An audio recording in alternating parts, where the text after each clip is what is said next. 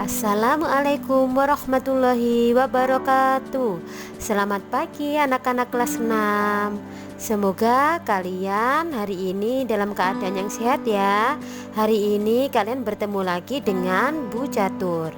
Pada kesempatan hari ini kita akan melanjutkan mempelajari materi matematika pada bab atau pembelajaran yang baru ya, yaitu tentang statistika. Pada sub pokok bahasan apa? Yaitu pada modus. Sebelum kita memulai pembelajaran, sebaiknya kita berdoa dulu ya. Berdoa mulai. Berdoa selesai.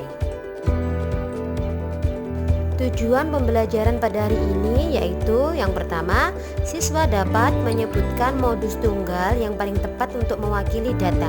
Dan yang kedua, siswa dapat menyelesaikan masalah yang berkaitan dengan modus dari data tunggal dalam penyelesaian masalah. Nah anak-anak, coba kita amati gambar ini ya. Ini adalah gambar anak SD yang sedang mengukur tinggi badan masing-masing temannya. Katakan dua anak SD itu adalah Dayu dan Meli.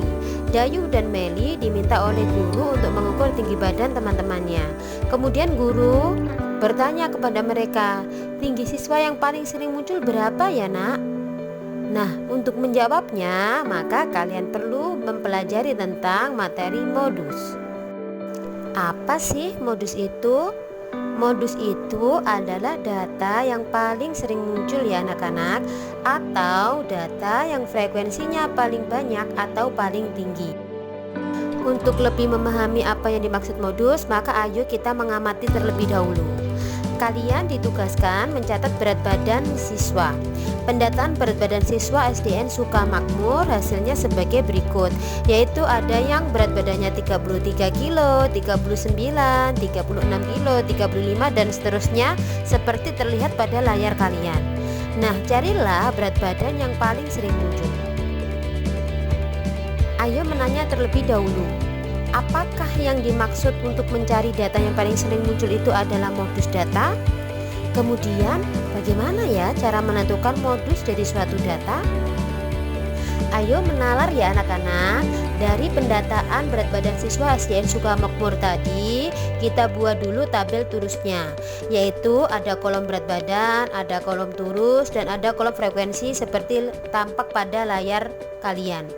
Untuk berat badan 33 kilo, kita hitung dulu pada data tadi. Ternyata 33 kilo itu munculnya sebanyak 6 kali, maka turusnya kita buat garis sebanyak 6, dimana turus itu garis-garis itu dijajar. Ketika sudah ada 5 garis, maka kita silang dulu. Nah, untuk kolom frekuensi, karena turusnya tadi ketemu 6, maka untuk kolom frekuensi juga kita isi dengan angka 6. Begitu juga untuk berat badan 34, setelah kita hitung ternyata 34 itu munculnya sebanyak 4 kali, maka frekuensinya kita tulis 4. Begitu seterusnya sampai pada berat badan 39, munculnya sebanyak 3 kali sehingga frekuensinya adalah 3. Data yang turusnya atau frekuensinya paling tinggi, maka itulah yang merupakan modus dari suatu data. Nah, pada tabel tersebut frekuensi tertingginya adalah 8 ya anak-anak, yaitu frekuensi 8 dimiliki oleh berat badan 35 kilo, sehingga modus data berat badan siswa SDN Sukamakmur itu adalah 35 kg. Nah, setelah kalian memahami apa itu modus, maka perhatikan contoh satu berikut ya yang akan dibahas oleh Bu Catur, yaitu diketahui data sebagai berikut. Ada data 1, 1, 1, 3, 4, 4, 5, 5. Pertanyaannya adalah berapakah modusnya? Maka jawabannya adalah nilai modusnya yaitu 1. Mengapa? Karena 1 dia munculnya sebanyak 3 kali. Angka 3 munculnya sebanyak 1 kali, angka 4 muncul sebanyak 2 kali, dan angka 5 muncul sebanyak 2 kali juga. Sehingga data yang paling sering muncul yaitu angka 1, maka modusnya adalah angka 1. Jika pada kegiatan Ayo Mengamati dan contoh 1 tadi, Bu Catur sudah membahas mencari modus dari data yang dalam bentuk tabel dan dalam bentuk data tunggal, pada contoh 2 ini Bu Catur akan menjelaskan tentang bagaimana cara mencari modus dari data yang disajikan dalam bentuk diagram batang. Nah, coba ya kita perhatikan dulu soalnya. Perhatikan diagram batang berikut dengan teliti. Diagram kendaraan yang melalui Jalan Slamet Riyadi.